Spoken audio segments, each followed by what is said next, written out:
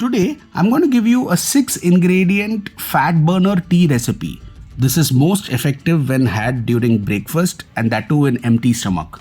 The first ingredient that we have is nicely grated ginger. We have taken fresh ginger and grated it into small pieces like you see in the video. The second ingredient is pepper powder. We top this up. The third ingredient we're going to look at is cinnamon powder. The fourth ingredient we're going to look at is turmeric powder. We take all of this in a pan and add enough water to submerge all of this. We will also switch on the gas stove and place it on medium flame. This is to ensure that all the ingredients boil nicely in this water and the extracts get absorbed absolutely well in the water.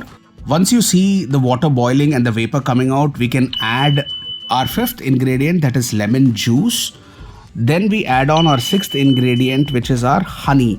We must ensure that we run it through a sieve so that all the hard particles are out. Our 100% detox fat burner tea is now ready to be had. Please leave your comments on how you like this tea.